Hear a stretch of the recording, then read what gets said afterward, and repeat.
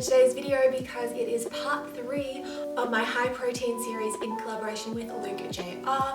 If you haven't already checked out Luke's channel, I highly recommend you give it a look. He posts some really great content about sports science and how that relates to veganism, and he goes in depth talking about different studies that he's looked at, and yeah, he just gives some really great information, so check his channel out after you've watched this video.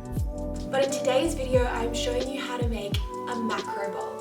So some people call this a Buddha bowl, some people call this a macro bowl, or just like an anything goes bowl. Basically, it's a way of creating a meal that is a balanced meal that contains protein, healthy fats, carbs, and a wide range of vitamins and minerals. So I love making this style of meal because it's really easy to do, and basically there's just so many combinations and so many things you can do with this. You can make it super simple, you can make it complicated if you want to, you can use leftovers, you can use just random bits of things you have in the fridge or in the cupboard.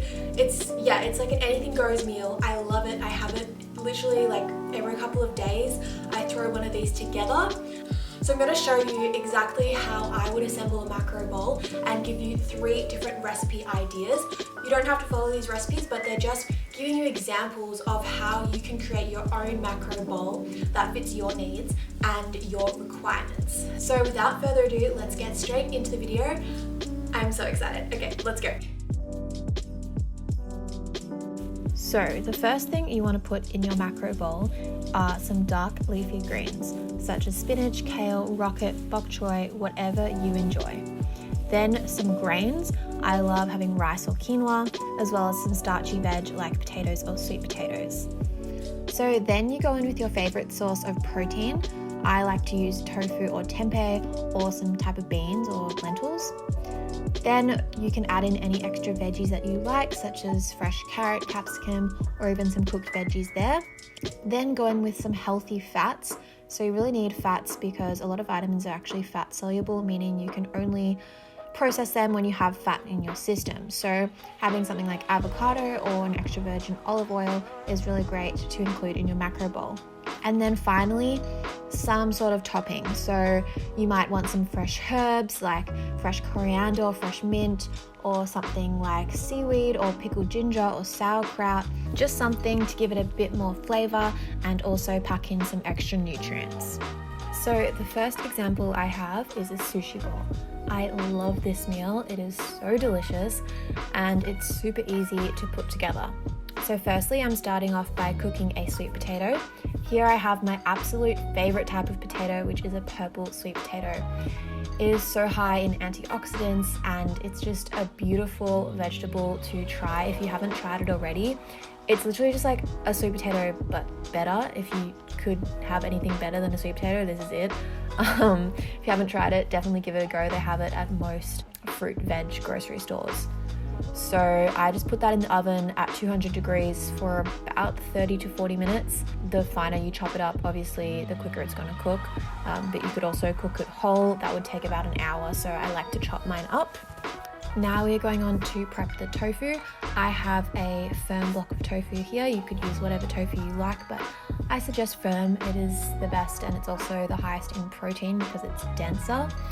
So what I like to do is just chop it up. You can chop it up whatever size you want, but today I've gone for matchstick kind of like things. And then I just put some salt into a baking tray with some baking paper, and I place all my sticks of tofu down, and then on top I am just going to put a few spices on, but you could cook them plain if you want, or you could also marinate them in like a soy sauce thing, but I'm just using some onion powder, some garlic powder, as well as some ground ginger. And then I just topped it with a bit more salt and put that straight in the oven. So the tofu takes about 20 minutes, so just put that in, a little bit after you put the sweet potato in. And now it's time to cook some rice. So I'm just using some medium grain white rice here, but you could use brown rice, you could use sushi rice, you could use quinoa, really whatever grain you like. So here I'm actually doing 4 serves of rice, so that's 1 1/3 cup of rice, just so I have some leftovers for the next day. So what I haven't pictured here is I chopped up all the veggies while I was cooking the sweet potato and the tofu and the rice. So basically it's really good because while that stuff is cooking, you can chop up your fresh veggies and then you can assemble your bowl. So firstly, we're starting off with some leafy greens. I've got spinach here, and then we're going in with that freshly cooked white rice, as well as the purple sweet potato, which it literally tastes so good. I could definitely eat a whole sweet potato plain with no toppings or anything. Like, it's just so good. Anyway, onto the fresh veggies. So I have some carrot and some yellow capsicum here, as well as some cucumber. I love cucumber, it's so yum. Then I'm going in with my healthy fat, which is some avocado. And then we put in the tofu. So I'm just trying to make it look nice. So I was moving things around, but just the tofu. And then I added in some of this finely cut nori.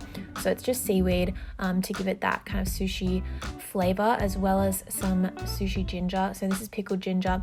It does have a little bit of sugar in it, but honestly it just tastes so good and it really gives it that sushi feel. And then I just put some soy sauce on top. Just so simple, so delicious, so easy. I highly recommend giving this sushi bowl a go. Alright, recipe number 2 is a Mexican bowl. So to start off, I'm using some regular sweet potato.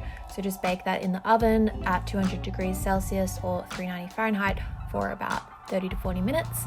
And then we are cooking some veggies. So with a little bit of olive oil in a pan, you want to add in half a capsicum and half a red onion. We're just going to saute that down for a couple of minutes. And while that's sauteing, you could chop some other veggies. But yeah, you just want to saute that for a couple of minutes and then go in with half a cup of frozen corn along with some paprika and some cumin. Paprika and cumin are just like the fundamental spices for any Mexican dish. They're great spices to have on hand. They're super flavorful and they've got some great nutrients in there. So I recommend using cumin and paprika where you can. So once that's all cooked down, just transfer that into a bowl and then we're going to use that pan again. So here we're using a quarter of that red onion. So once your onion has fried down a bit, we are adding in the jackfruit. I just bought this from my local Woolies. It was in like the health food section, but it's just a can of jackfruit. So it's so easy to work with.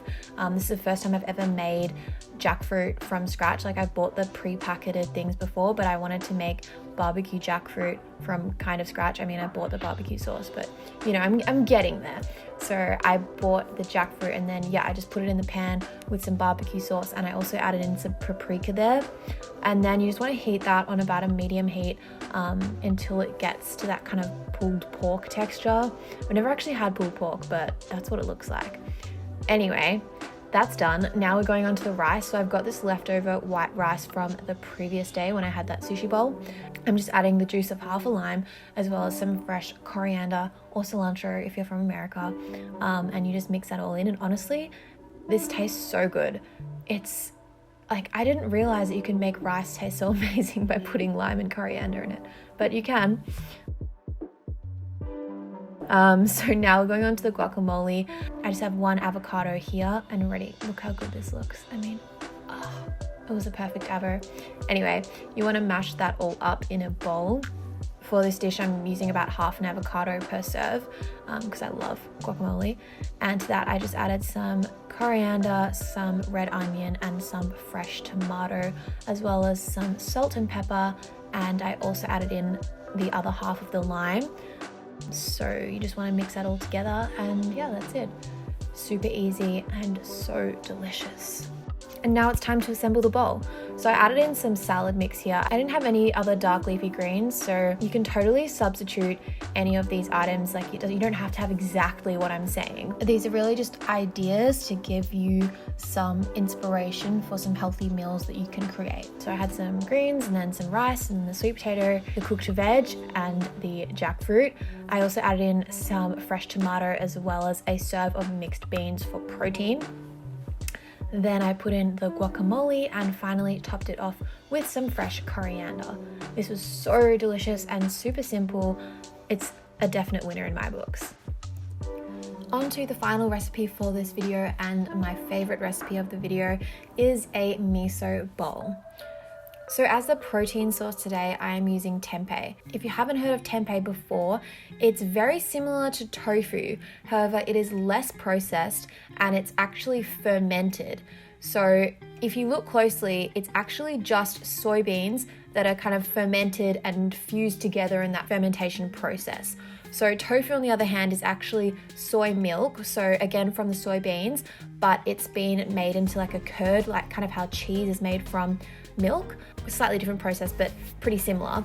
And whereas tempeh is actually just the whole beans that are fermented. It's got a similar amount of protein, but it's got more fiber and it's less processed. So it's a great alternative to tofu. As you can see here, I'm making a marinade for the tempeh. I'm using 2 to 3 tablespoons of mirin. I was actually just finishing the bottle of mirin, so if you have more, I would suggest using 3 tablespoons, as well as 3 teaspoons of white miso paste.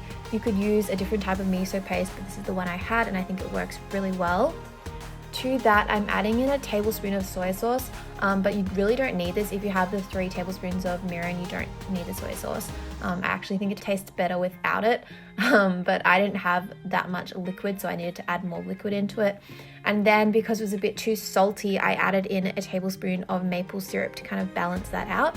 But honestly, if you just have 3 tablespoons of mirin and 3 teaspoons of miso paste, that literally tastes so amazing and it works so well. So I'd recommend giving that a go.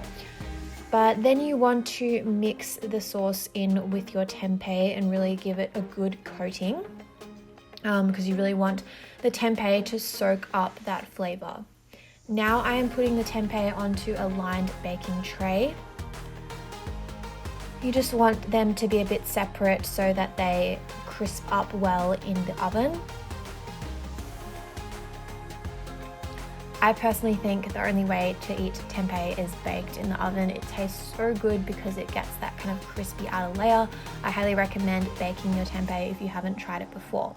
So now straight into the oven at 200 degrees for about 20 minutes. Just keep an eye on them and see if they're going a dark brown or if they're starting to burn, take them out. But now we're moving on to cooking our veggies. So I've got some spring onion as well as about a thumb-sized knob of ginger that I've peeled and grated with a fine grater. So now I'm adding in 1 bunch of broccolini, or otherwise known as tender stem broccoli, with some green beans, as well as about a tablespoon of soy sauce. And then I'm also adding in that leftover sauce from the tempeh. And you just want to give that a good stir and let that cook through.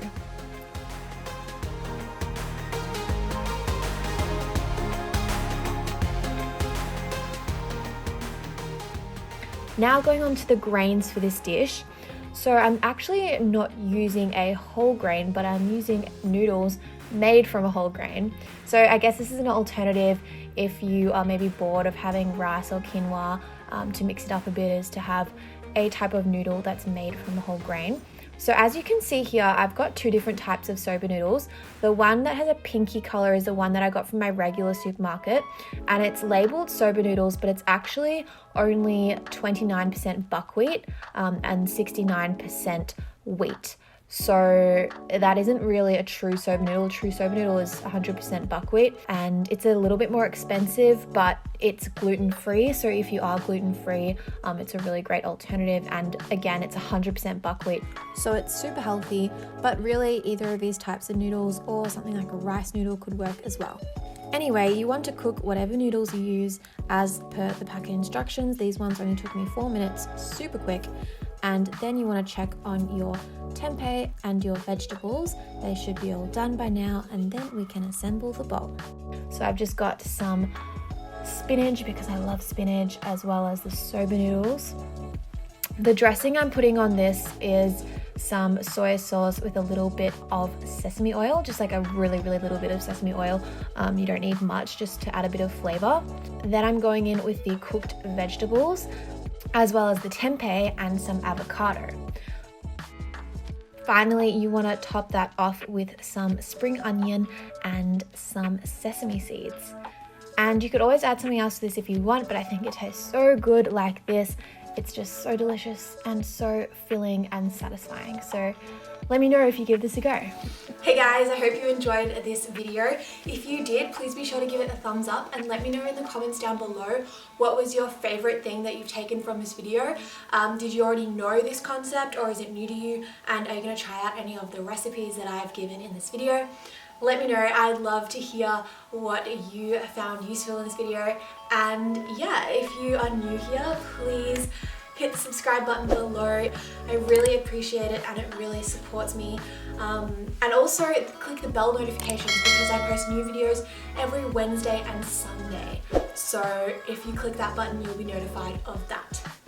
And with all that said, I hope you have an amazing day. I hope you are happy and healthy and well, and I will see you in my next video. Bye!